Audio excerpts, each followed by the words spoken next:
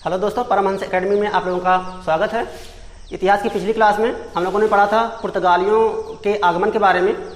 आज हम लोग पढ़ेंगे यहाँ पे इस क्लास में पुर्तगालियों के भारत में जो गवर्नर आए हैं उनके बारे में।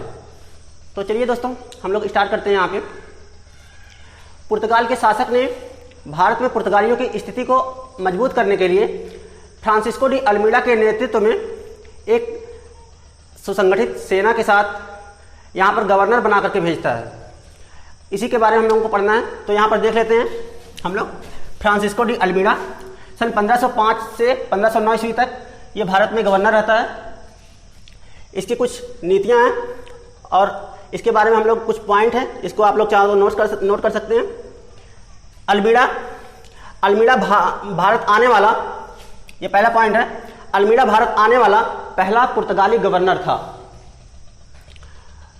इसके बाद अल्मीडा ने, दूसरा पॉइंट है इसमें, अल्मीडा ने भारत में नीले पानी की नीति, blue water policy, blue water policy, इसको शांत जल की नीति भी बोलते हैं। इस नीति को इसने अपनाया और इस नीति के द्वारा इसने भारत में हिंद महासागर में कब्जा कर लिया। तो हिंद महासागर में ये पूरा उसको अपना क्षेत्र घोषित कर देता है। पूरे हिंद महासागर को ये बोलता है कि यह मेरा है, यहाँ पर अब कोई नहीं आ सकता है। तीसरा इसमें ये पॉइंट था कि पुर्तगालियों ने भारत में कार्टेज आर्मीडा नामक व्यवस्था को आरंभ किया। पुर्तगालियों ने भारत में कार्टेज आर्मीडा नामक व्यवस्था को आरंभ किया। कार्टेज का मतलब होता है परमिट और आर्मीडा का मतलब होता है बेड़ा।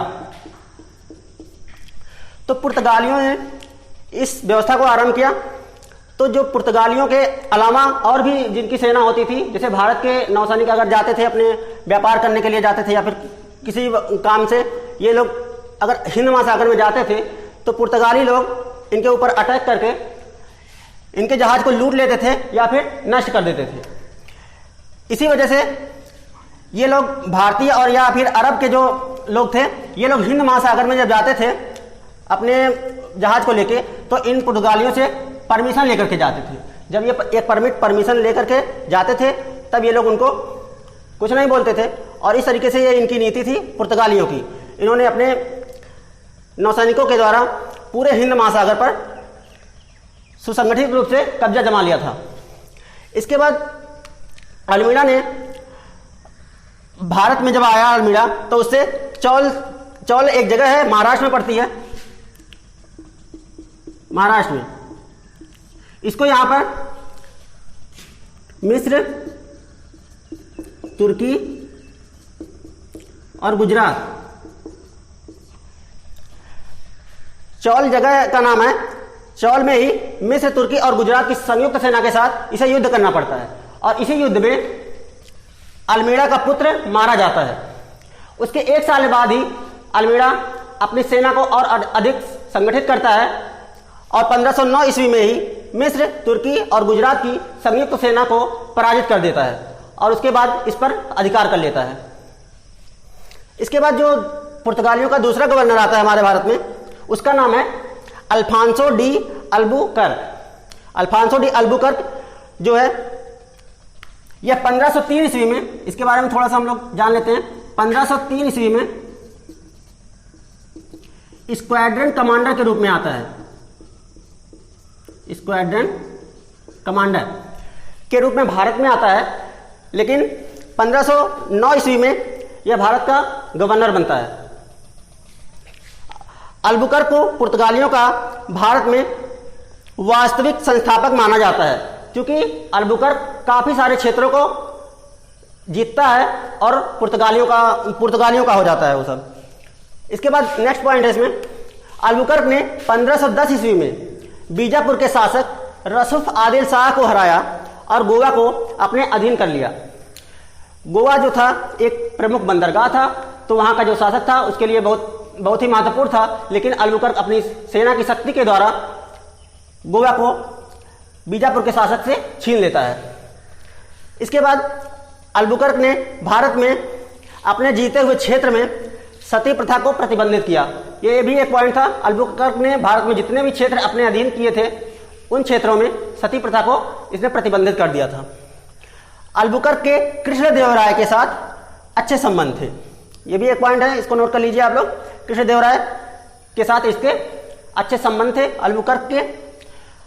अल्बुकर्क जो है एक शक्तिशाली गवर्नर था। यह सोचता था कि अपने ही शासनकाल में पूरे भारत में पुर्तगालियों को जगह जगह फैला दिया जाए और पूरे भारत को अपने अधिकार में कर लिया जाए, ये इसकी मंशा थी। इसके बाद जो इसका नेक्स्ट गवर्नर आता है पुर्तगालियों का, उसका नाम था नीनो दी कुन्हा। नीनो दी कुन्हा, इसका यह भारत में 1529 ईस्वी में गवर्नर बनता है और गवर्नर बनने के एक साल के बाद ही सन 1530 ईस्वी में यह पुर्तगालियों की राजधानी को कोचीन से गोवा ले आया। तो यह भी एक इंपॉर्टेंट पॉइंट था, कभी कभी ये पेपर में आ चुका क्वेश्चन है कि पुर्तगालियों की राजधानी को कोचीन से गोवा कौन ले आया था। तो इस गवर्नर का नाम था नीनो दी कुन्हा। कब लाया था? उसका सन है 1530 ईस्वी में। तो ये कुछ पॉइंट थे, यही 3 गवर्नर मुख्य इंपॉर्टेंट है पुर्तगालियों के।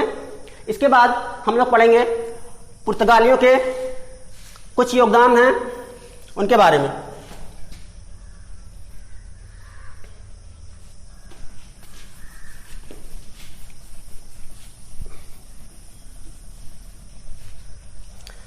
तो चलिए हम लोग देखते हैं पुर्तगालियों ने क्या क्या योगदान दिया था उसके बारे में। तो कुछ फसल की खेती के लिए ये लोग भारत में योगदान दिए हैं, उसको हम लोग थोड़ा सा जान लेते हैं इनका योगदान। जैसे टमाटर, आलू और मक्का, ये पुर्तगालियों की देन है। इसके अलावा और पुर्तगाली लोग जो है तंबाकू की शुरुआत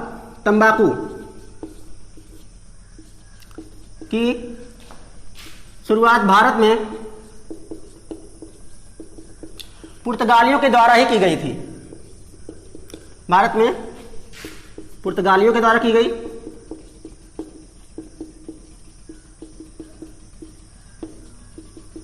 एक और पॉइंट है, आप लोग नोट कर सकते हैं, जो ब्राजील है, ब्राजील की खोज भी पुर्तगालियों ने की थी। ये भी क्वेश्चन पेपर में आया हुआ है कि ब्राजील की खोज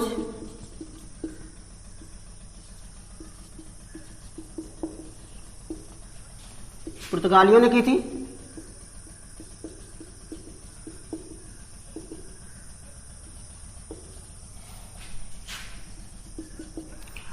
और भारत के स्वतंत्र होने के बाद जाने वाली अंतिम शक्ति भी यह पुर्तगाली थी। सन 1961 ईस्वी में ऑपरेशन विजय के द्वारा पुर्तगालियों को भारत से बाहर किया गया था। तो यह भी एक पॉइंट है, इसको चाहे तो आप लोग नोट कर सकते हैं। 1961 में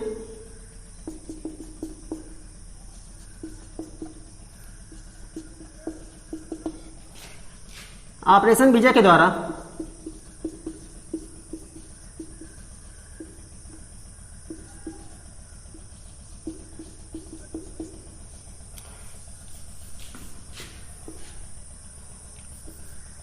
पुर्तगालियों को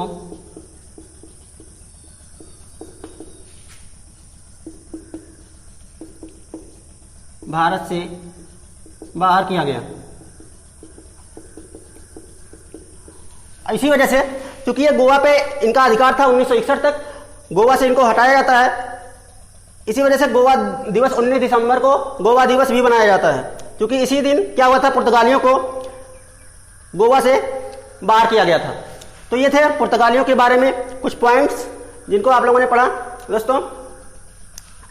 इसके बाद जो नेक्स्ट टॉपिक होगा हम लोगों का, डचों का भारत में आगमन, तो उसके बारे में हम लोग पढ़ेंगे। आज के लिए बस इतना ही। यदि आपको हमारा वीडियो पसंद आता है तो आप लोग लाइक कीजिए, शेयर कीजिए और सब्सक्राइब कीजिए। धन्यवाद।